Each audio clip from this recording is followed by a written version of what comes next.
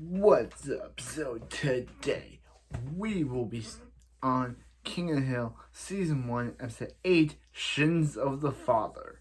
So this episode, so tomorrow, change of plans, tomorrow we'll be doing episodes 9 and 10. We'll only be doing episode 8 tonight. So this episode starts off with Bobby's birthday and Hank questioned Bobby about why his thing says heck America, heck USA, and Bobby mentions about his mom said, and how Peggy said about how he said Cotton's the devil, but then Peggy said about how she said evil Hank. She has no idea how Bobby got devil from that, and he's like Bobby, your grandfather fought in WW2 in World War II, and he is a war hero, so invite him to your birthday. So then Bobby pretends to call Cotton, but Hank's like, dude, if you're going to try a fake phone number, then press more than 2 buttons. So, yeah. So then at Bobby's birthday party, Con's there, and they still think Con is Chinese for some reason.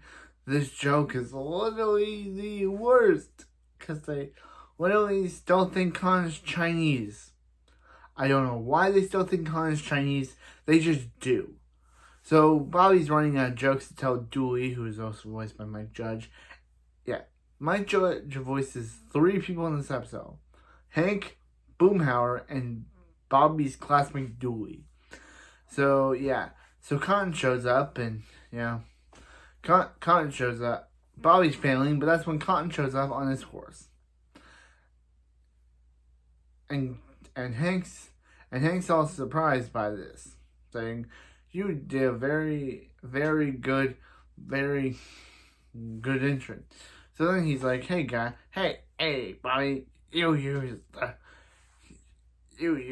the horse. So then Peggy talks to him, but he's like, Dee, come talk here with Hank's wife. Because here's the thing. Cotton, unlike the modern day, Cotton is totally under his 40s mindset, where he thinks that men are superior to women, and men should be doing all the stuff, while women should be doing their role. So he thinks that Peggy means nothing. Then he thinks Peggy's title is only Hank's wife, because he thinks that she is only deserving of Hank's wife. So then we meet Hank's wife Dee, who he talked about before, but he's like, hey Hank, meet your new mom. But then Hank's like, I went to kindergarten with this girl. And then she mentions Hank, do you like finger painting, Hank? So yeah, so they also say, hey Con, aren't you sworn enemies with Chinese Con? And he's like, this guy's no Chinese, he's Laotian, aren't you, Mr. Con? Okay, that's funny. Aren't you, Mr. Con? So yeah, so he's like, hey Bobby, you use this rifle. And he's like, Bobby, you don't use this rifle. And he's like, come on, Hank, tell your wife to give over the rifle. Yeah. You can see for this first episode, other episodes, Cut's the best character of this show. For other episodes, Cotton's the best character. So yeah. So uses a loaded shotgun to open the pinata, and Peggy's surprised by this, thinking he bought him a toy shotgun. So yeah. So they're gonna leave, but then Cotton's car breaks down. So Hank decides to basically take his father's side over his wife, because that's Hank in this episode. He literally chooses his father's side over his wife by saying, oh yeah, me and Bobby like Con, but then Peggy's like, but then Peggy's like, Luann hates him too, so, and he's like, the other guy likes him, so I win. Yeah, so it's like, hey Dad, you can stay. So, yeah, so next morning, Cotton throws a temper tantrum because thinks he's a kid over the fact that he doesn't have his sausage. But Peggy's like, Cotton, if you want to go to the sausage yourself, go to the store and get it yourself, man. Yeah. So then he tries to spank Luann but Luann's like, if you try that, I'll mess you up. You go, Luann. Don't take Cotton's advice. Oh yeah. Oh yeah. So Cotton says he'll take Bobby to school. Psych, and takes him to a bar where he slaps a woman's butt. So yeah. And so yeah, so yeah.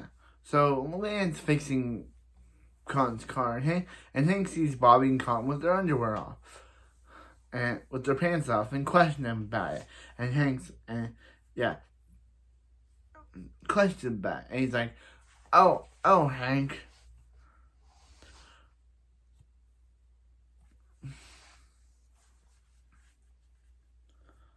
Oh, Hank, what you do? Oh, Hank, you take off your pants. And he's like, nope. But he's like, Bobby, then you take off your father's pants. So, yeah. So, yeah.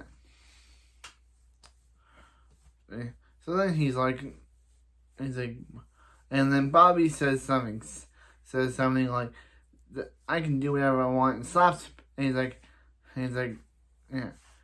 He's like, pay.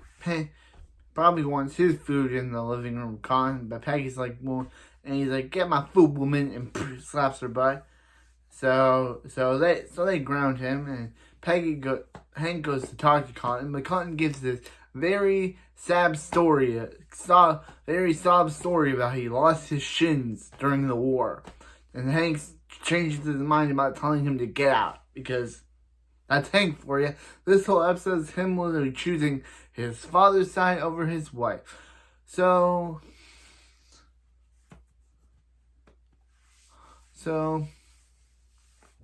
yeah. So the gang is talking about Cotton, and they're talking about the past where he took them to Hotel Arlen, which is a hooker joint.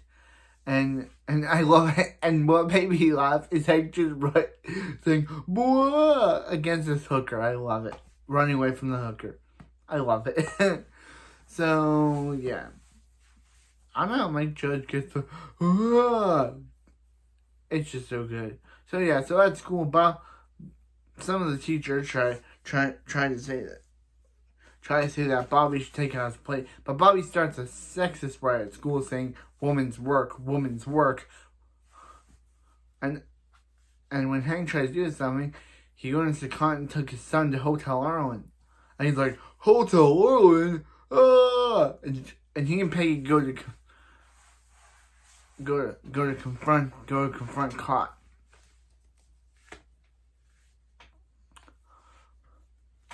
Go confront Cotton. There was this scene where Cotton and Hank did seem to have a nice time, but it was ruined by Peggy. So yeah. Also, when Cotton learned that Luann fixed his car, he scoffed at the idea of a woman fixing his car, like a pig learning to read. Because that's Cotton for you. He's so sexist.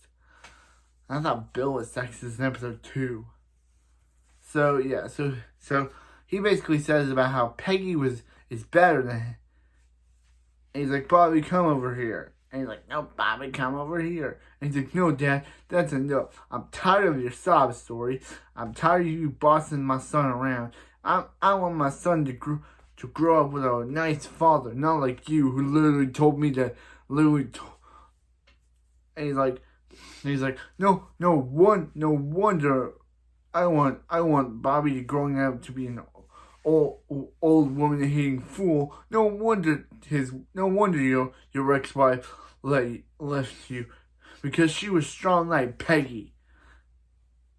And he's like, okay, Hank. And he's like, hey, hookers, I'll be seeing you next time. Remember, I'll be staying at the hills.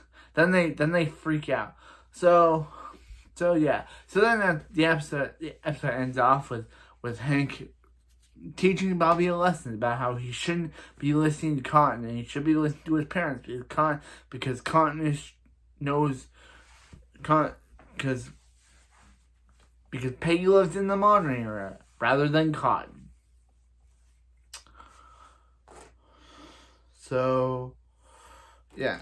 So that was Shins of the Father. And I really liked this one.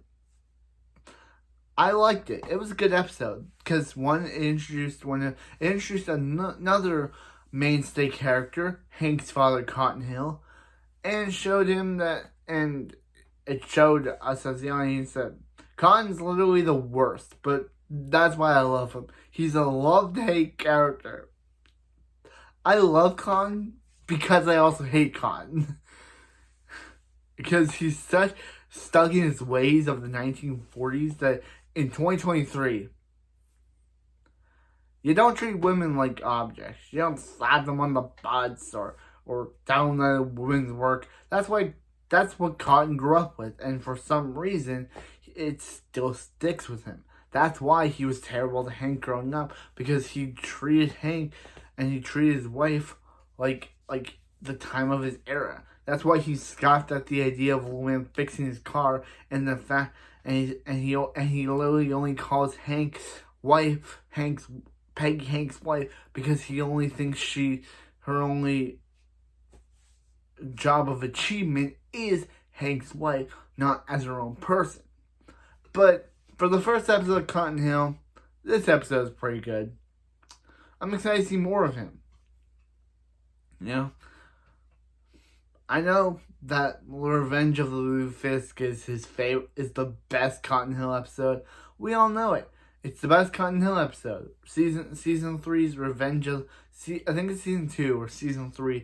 Revenge of the Lutefisk. It's it's my favorite Cotton episode. We'll get to it when we get to it. And I'll explain why it's my favorite Cotton episode when we get to it. But yeah, that may be the best Cotton Hill episode ever. But this episode was fine. I always didn't have him. No, not him. Him. John Redcorn. You know, I made some very good complaints about how much I dislike John Redcorn. He basically, he's basically a hypocrite. We learn in later episodes that John Redcorn is literally a hypocrite. He literally justifies other people. He literally blames other people for his own actions. And we'll see that in Spin the Choice. But yeah, can't wait to get to that episode. I know I won't be liking it if it has something to do with John Redcorn and Hypocrite and Joseph. I do like Joseph, but John Redcorn is the worst. And yeah, I know that Jonathan Joss takes over from Season 2 because Victor Aaron died after Season 1, so that's why they don't have him voice him anymore. And then Jonathan Joss would be his predecessor from Season 2 onwards. And I'm excited to talk about that. The Arrowhead Season 2 Episode 3 is John Redcorn's first appearance with Jonathan Joss voicing him. So I guess we'll see. But next episode we got Season 1 Episode 9, Peggy the Boggle Champion. Or Champ. Well, I'll see. But anyway, that's it for this episode. And remember, that's a good one, Hank's wife. Remember, hey, Hank's wife. That's a good one, Hank's wife. And, Dee, come talk to Hank's wife.